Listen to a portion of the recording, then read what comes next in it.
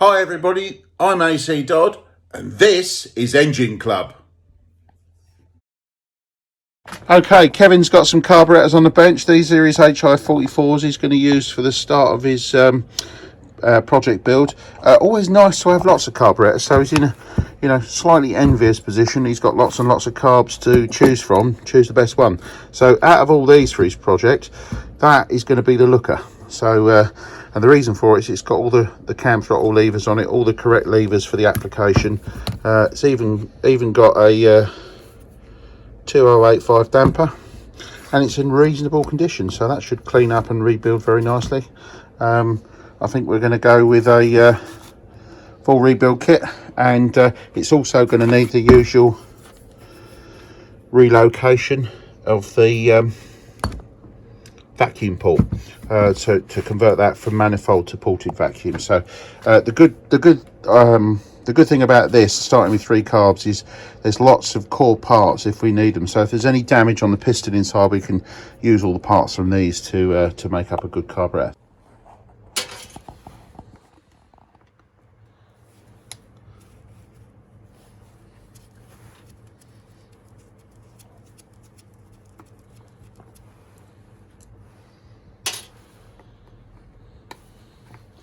It's the long process of hard work now, Kevin. Strip it down and then we start cleaning. And the real magic happens. Yeah. It's like everybody thinks engine building is glamorous. Well, most of it is just cleaning, really.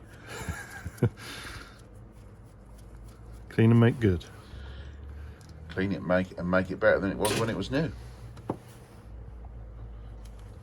See what wondrous amount of gunge we get in there. Just give it a tap with the back end of the screwdriver. She goes. There she goes. What little gunge have we got in there? Oh yeah. Yep, that needs a good clean. Yep. Nice.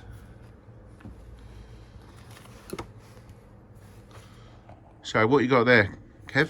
Well, this is stuck pretty much. Oh yeah, so what we normally find in a old SU that's been around a while, and this is one of the reasons why you don't just pick them off the shelf and fit them on a car and try and use it, is the jet gets stuck and gets gummed in. So try and move that, twist it. Yeah, okay. Interesting. So it's all got to come out anyway, so it doesn't matter if you break it off. So go on, give it a good savaging, and if it comes out, it comes out. If it doesn't, or if it breaks, it doesn't matter. Yeah, see, now that's stuck. Yeah, that's stuck. Good and proper.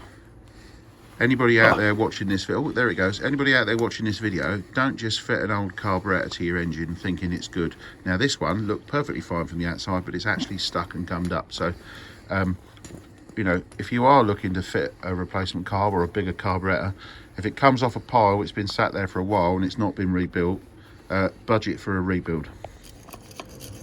What's going on here, Kev? Giving it a good old clean now. So we're gradually getting in there. Yeah, this by comparison. When you haven't got the lots of expensive rumbling equipment and blasting equipment, then old school cleaning unfortunately takes a while, but it's character building. Yeah, I'm becoming a big character. Yeah, there you go. So what's the process you use so far? Well, so far we've used some carb cleaner and just a basic sort of brush, really, just to clean everything out all on the inside. Still got a bit of varnish in there. We're going to get out with some green scourer pad, but that'll come out nicely. And obviously I've just seen that the jet bearing looks to be stuck. It's wanted to stay for a little while, so yeah, we're going to have to pop that one out a little bit later on. Yep.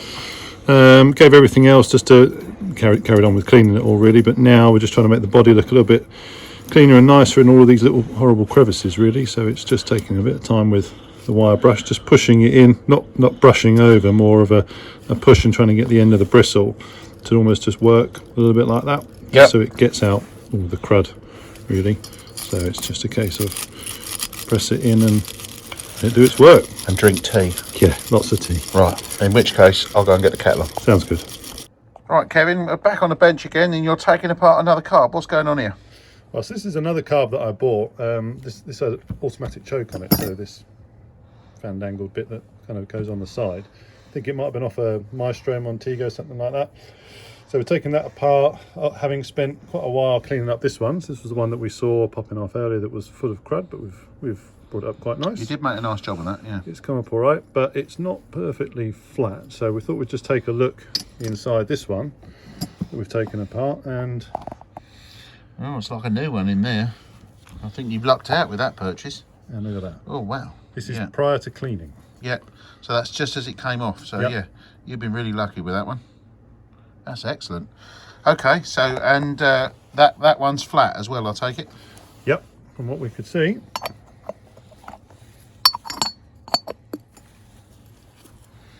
Oh yeah, you can see it's nice and flat. Okay, yeah. And that's always the benefit of having a number of carbs to take some bits from. So looking at the condition of the inside of the bits there, I think we need to be pinching as much of that as possible. Absolutely. So with that in mind, I think you've already made a start, haven't you? So we've got spotless. It's all strange. This is like it's an absolutely brand new carb that's never been used. Yep. As I say, look at the screws. Everything in this is absolutely perfect. Yeah, wonderful. By comparison. And the one in your carb, yeah, I can see. Yeah, okay. So I know which parts we're using. So you know, if you're doing one of these, if you're doing a carb rebuild. Always fit the best bits that you've got. So I think in this case, Kevin's absolutely lucked out with this Maestro carb, or we think it's a Maestro carb. Although the body we can't use, but the components inside are going to go towards making an absolutely excellent carburetor. So yeah, well done. Perfect.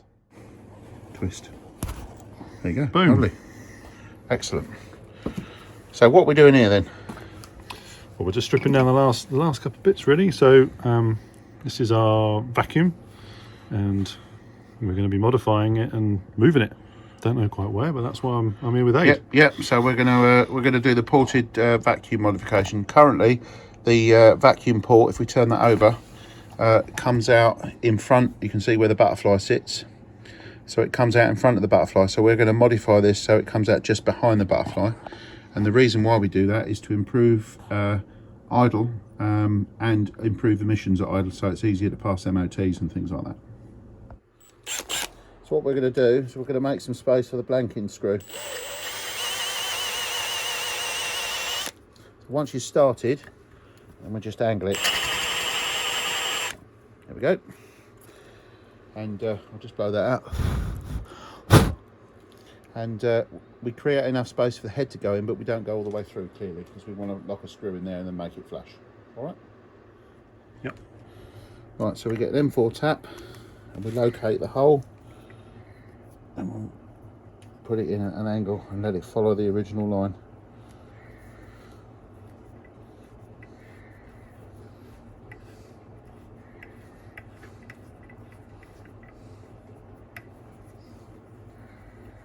That's it, all the way through. Now what we need to do is clean that out and then get a screw of the appropriate size, put some PTFE tape on it and block the hole.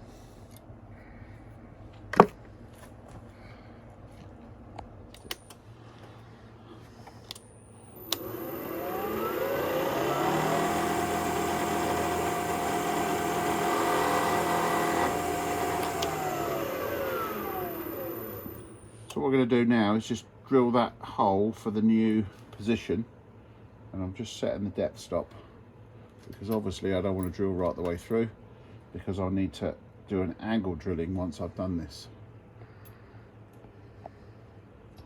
So with the depth stop set,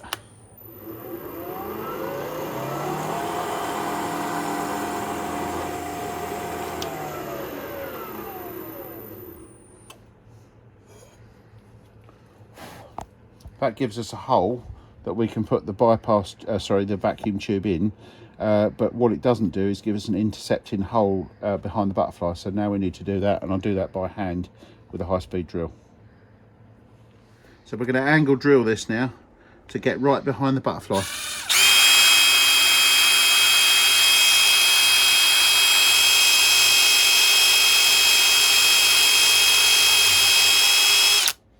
There we go. You can a hole there right in the forward part of that hole.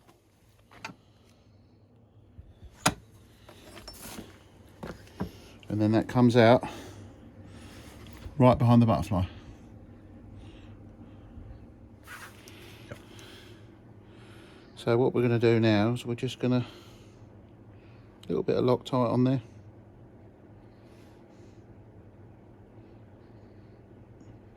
Only a little bit. And we're just going to put that in.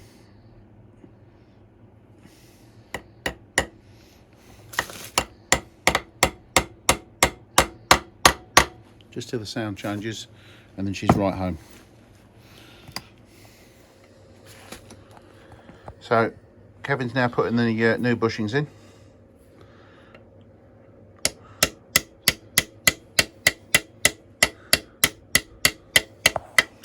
And obviously checking to make sure we get them right in as far as we can without protruding into the bore. One of the biggest mistakes people make when they do these at home is they don't push the bushings in far enough, which causes an air leak and means you can't get the carburetor to idle properly. We're there. So let's have a look and see what we've got. If we can focus on it. There you go. In fact, that's actually spot on. Well done. Right, one of the things that often gets overlooked with these carburetors is that little vent jet in the bottom. So what you must do is to put something through that to give it a clean up. So Kevin here is very carefully going to put a welding tip cleaner through that hole all the way down. That's it. And make sure that's actually clear, which it is in this one. But this is a common problem with people rebuilding carbs at home. They forget that jet. It's very important that you clean it out. So what we're doing here, Kev? So this is the throttle spindle, fresh out the pack, and So it's brand new, yeah? brand new. Yeah. So all new parts. Yeah, from Berlin, excellent. And we just need to get rid of some a little bit of burred edges, just so we don't damage the bushings as we put this in. So we're just going to take some of these little edges just off. And what's that you're using there? What tool's that one? Just a little needle file. Yeah, excellent. And I think it's worth saying here, actually, as you can see what Kevin's doing, this is not heavy-handed. This is very lightly dressing off any high edges or burrs that are left from the manufacturing process. When you buy parts, they're not always perfectly finished. Although these are quite high quality, there's the occasional burr. You can just see there, you can just hear that file caught an edge. Yep. So that's what he's removing, and the idea is to stop those burrs being passed through the new bearings and damaging them and scoring them, or even worse, opening the hole out to a bigger diameter.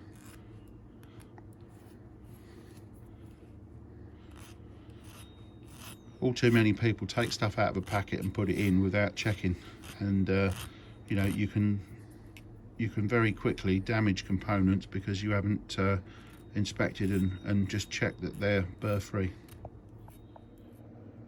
Okay, so we got this shaft in, but what's the problem? Well, as you saw, everything is fresh out of the bag. So we've got some new bushes. We've pressed all those new bushes in. We've deburred this as well, the spindle, which therefore slid in nicely. Now it's in though. Look at that. Brand new shaft, So brand new bushes. we've got an awful lot of play in that one. Yeah. So that's what can happen when you get tolerance issue, and in this case we've got a loose bushing. So it's not loose in the housing, but it's definitely loose on the shaft. So what's it like the other end? Other end is not as bad, a little bit. You can probably just see on the camera. Yeah, it's moving, but it is less. Not hugely less. Certainly is. Okay, we might be able to see it on the inside, so let's just see if we can get it. So what we're going to do about that one? Well, we have to make up our own bushes. Good job we're at Dodds. Yep. So in this case, that's not good enough. So we're going to take that out and we're going to make a new one.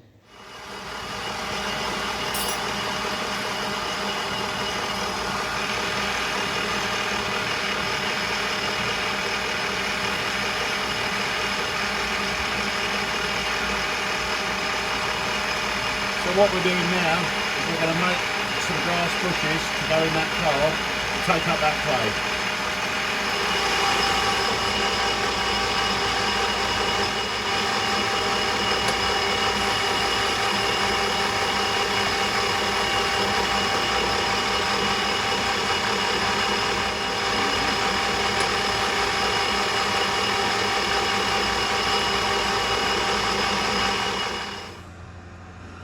So we aim for 9.57, we got 9.57 down to 9.56 and a half.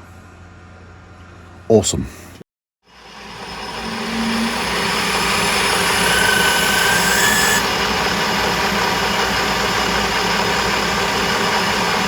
The good thing about brass is it machines beautifully.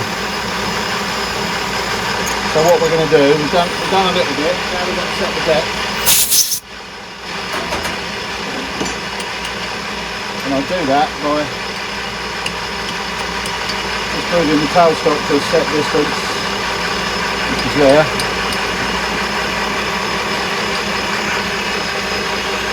That's it.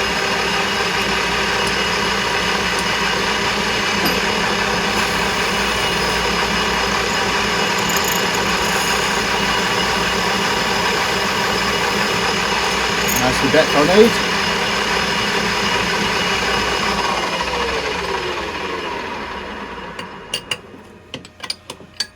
Now we'll change the drill.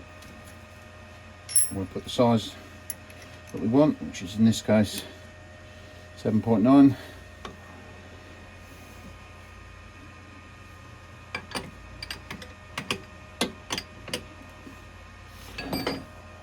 And we drill down to full depth.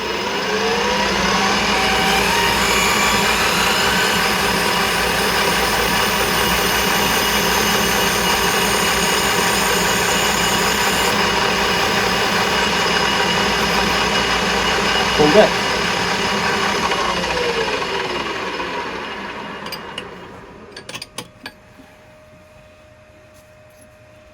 Done. So what we now need to do is to chamfer that off, part it off, and it's ready to go in. Perfect.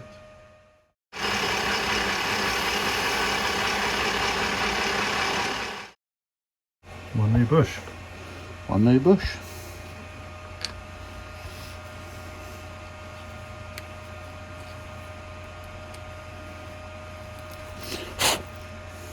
Right, that's ready for you to put in. Okay.